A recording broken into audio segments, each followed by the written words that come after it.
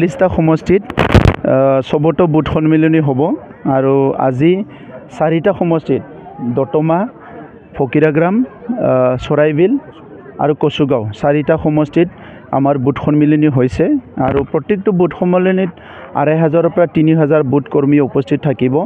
আজি ফকিৰাগ্ৰামত আহি মই দেখিলোঁ যে 2020 বা তাৰ আগত দলৰ স্থিতি যি আছিলে ইয়াতকৈ 100 গুণ দলৰ স্থিতি ভাল হৈ গ'ল আৰু মই হিচাপ পালোঁ 95টা বুথ কমিটি আছে 95টা বুথ কমিটি সবে উপস্থিত আছে আৰু ৰাইজ আমাৰ কৰ্মকৰ্তাসকলৰ উৎসাহ আৰু তেখেতসকলৰ যি কনফিডেন্স এটো দেখিবলৈ পাইছোঁ।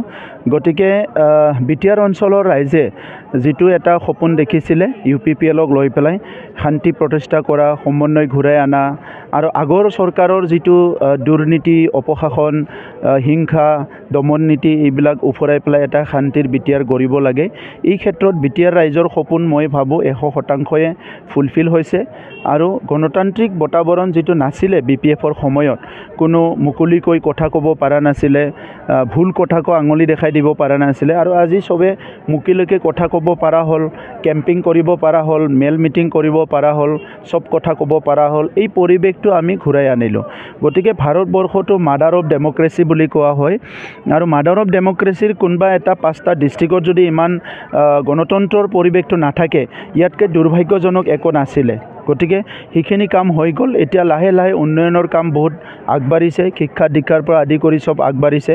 গতিকে UPPL মডেল অফ পলিটিক্সটো আমাৰ শান্তি নিৰাপত্তা সমন্বয় আৰু উন্নয়ন এই চিন্তাটো লৈ এই উদ্দেশ্যটো আগত লৈ আমি কাম কৰি যাম।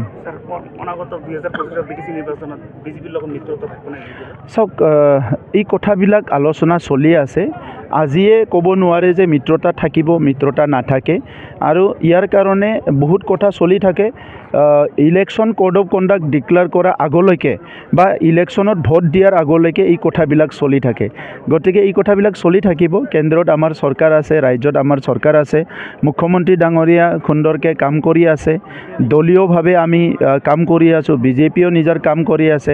গতিকে অনাগত দিনত লাহে লাহেকৈ আমাৰ যেটো নিৰ্বাচনী প্ৰক্ৰিয়া এটো আগবাঢ়ি যোৱাৰ লগে লগে এই কথাবিলাক লাহে লাহে স্পষ্ট হ'ব।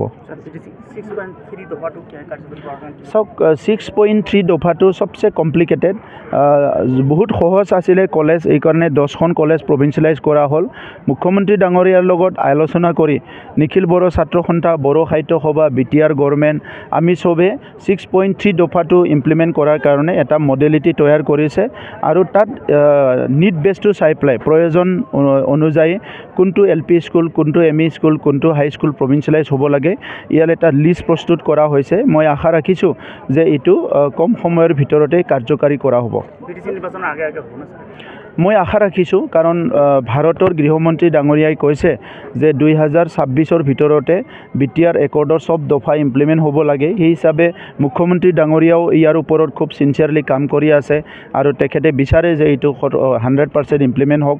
সেইকাৰণে মই ভাবিছোঁ 6.3 দফাত যিখিনি বাকী আছে সেইটো লাহেকৈ ইমপ্লিমেণ্ট হ'ব। চাওক সেইটো কেন্দ্ৰীয় চৰকাৰ ৰাজ্য চৰকাৰৰ বিষয় হোম ডিপাৰ্টমেণ্টটো আমাৰ তাত নাই গতিকে আমি বহুত বিষয়টো কথা কোৱাটো ঠিক নহয়। ৰাষ্ট্ৰখনে ৰাজ্যখনে দেশৰ নিয়ম নীতি হিচাপত দেশৰ পলিচি হিচাপত যিবিলাক কাম কৰে তাত আমি ইণ্টাৰফিয়াৰ কৰিব নালাগে আৰু আমাৰ অঞ্চলত বহুতখিনি ডাঙৰ এটা কিবা সাংঘাতিক হৈছোঁ এইটো নহয় কিছুমান 4-5জন মানুহক ধৰিছে কাৰোবাক এৰিও দিছে খুদপুচ কৰিছে। গতিকে সেইটো আমি পৰ্যবেক্ষণ কৰি আছোঁ আৰু এইটো যদি অলপমান বেছিকৈ প্ৰব্লেম হয় তো মই মুখ্যমন্ত্ৰী ডাঙৰীয়াৰ লগত নিশ্চয় কথা পাতিম।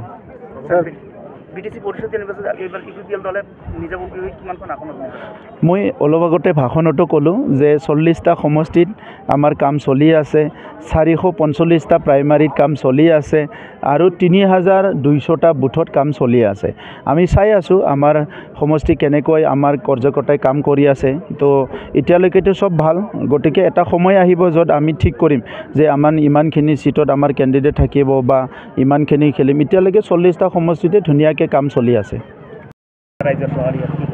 আমাৰ ফকৰেগাম সমষ্টিত 95টা বুথ কমিটি আছে 95টা booth committee total booth family যিখিনি আছে 35ৰ পৰা 40জনকৈ গোটেইখিনি সক্ৰিয়ভাৱে আহি যোগদান কৰিছে আৰু বিপুল আমি সঁহাৰি আমাৰ দলীয় কৰ্মকৰ্তাসকলৰ লগত আমি পাইছোঁ আৰু মই আশা ৰাখিছোঁ আগন্তুক যিটো আমাৰ BTC নিৰ্বাচন আছে এই নিৰ্বাচনত আমাৰ দলীয় কৰ্মকৰ্তাসকলে মনোযোগৰ সহিত কাম কৰিব আৰু ফকলেগাম সমষ্টি UPPলে জিকাই ল'ব। স্যাৰ আপুনি প্ৰাৰ্থিত্ব পোৱা কিমান দূৰ আছে? মই দাবীদাৰ হিচাপে আছোঁ, এতিয়া দলৰ হাইকমাণ্ডে যিটো সিদ্ধান্ত ল'ব সেইটো মতে কাম কৰি যাম। স্যাৰ ইতিমধ্যে ভেঞ্চাৰ স্কুলবিলাকত মানে 6.3 দফাটো সিহঁতে লাগু কৰাৰ কাৰণে দাবী জনাই আছে। এই ক্ষেত্ৰত আপুনি যদি MCLA হয় কেনেকুৱা পদক্ষেপ ল'ব? নিশ্চয় যেতিয়া নিৰ্বাচনৰ পিছত মোৰ নিশ্চয় অঞ্চলত বহুত venture LP school, ME school, high school আছে। মোৰ দায়িত্ব থাকিব তেওঁলোকৰ হকে মাত মাতৰ কাৰণে চৰকাৰৰ মজিয়াত।